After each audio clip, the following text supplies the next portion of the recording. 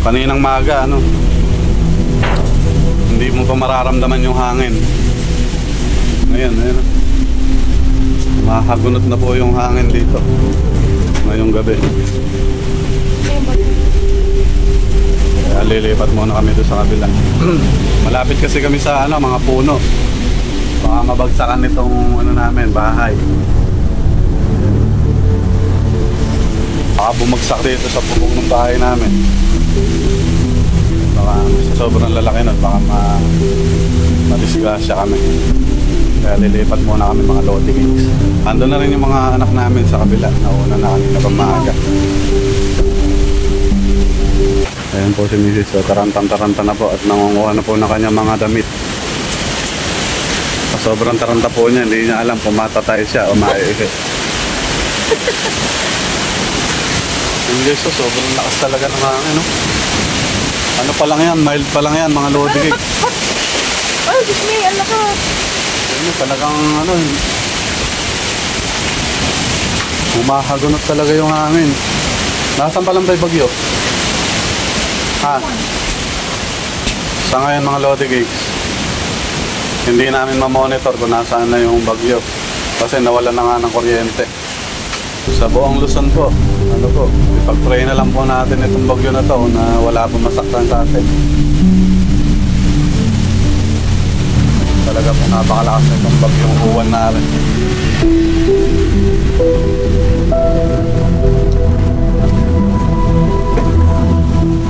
Kanina mga Lodi Kings, kampante talaga kami na hindi lalakas yung bagyong uwan. Ayan, gumabi na. Maatake na siya, napakalakas ng hangin. Hindi na kami ligtas dito sa bahay namin. So guys, palipat na kami.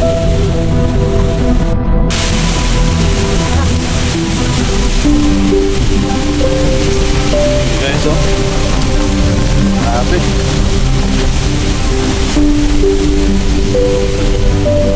Sa kapitbahay lang naman kami lilipat mga Lodi Kings. Ayan, ito medyo malayo sa mga puno.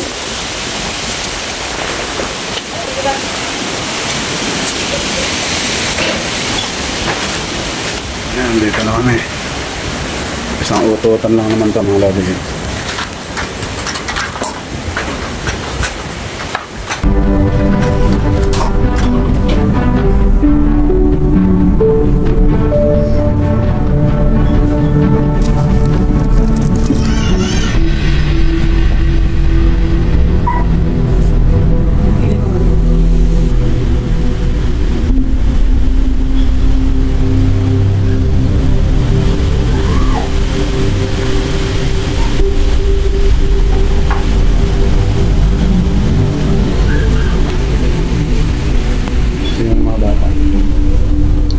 Andito na kami. Tara dito sa labas.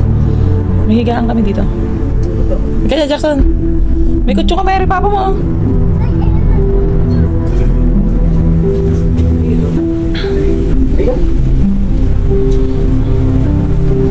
Tanong dyan!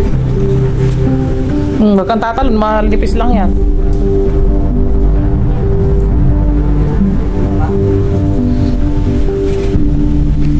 Isara mo na kayong screen, ilaka mo gano'n para hindi tangayin yung ano.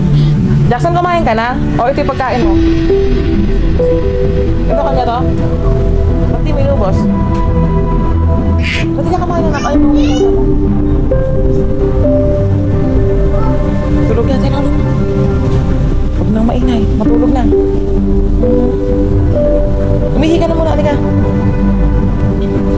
Buti na lang yung hangin, ano, masyad mataas. Kaya ano, hindi ka ganong nakakasira dito sa amin. Ayan o. Awa naman ng Diyos, walang bumuwal ng mga puno. Ang oras ngayon, 11:40 ng gabi. Bagyong uwan. Ito 5:30 na ng umaga. Ayan, parang pabalik na yung ano, yung hangin.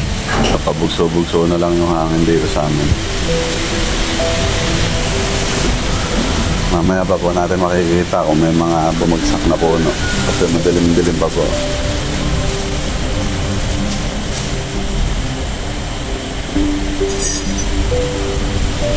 Kapit po tayo.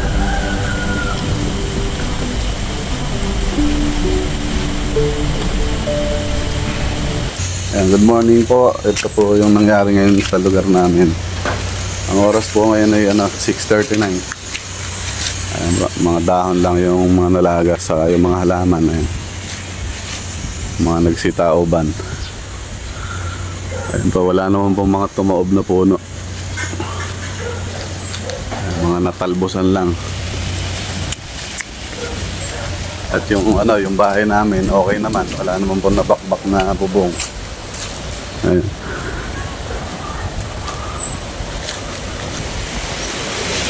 At itong alaga naming aso, ayan, okay pa naman.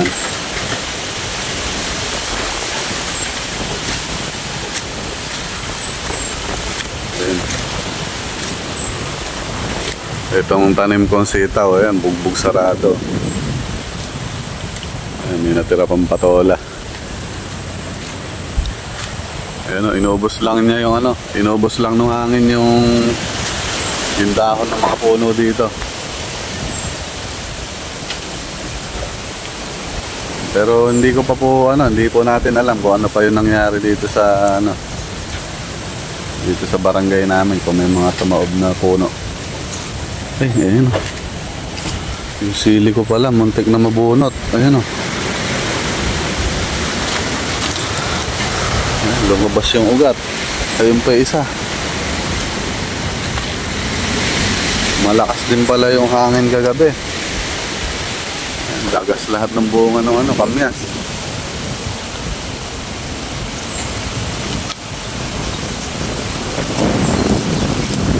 Salamat sa Diyos. Ganun lang yung bagyo kagabi.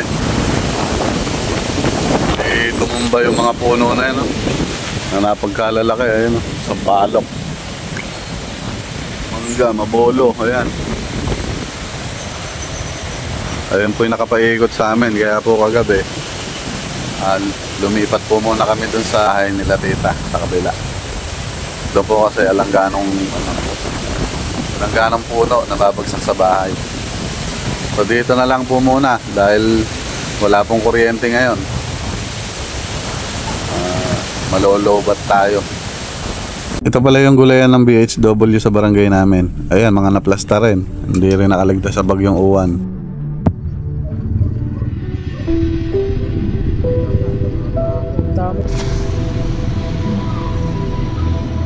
Kukunin ko na lang tayo.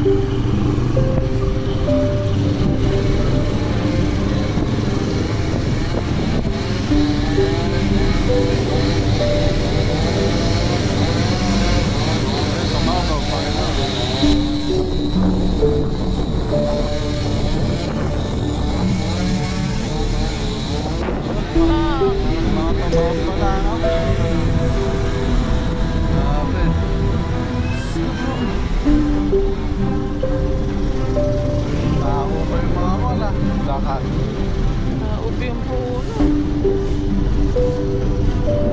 Buti na to, yung kailan ninang tinanggal nila.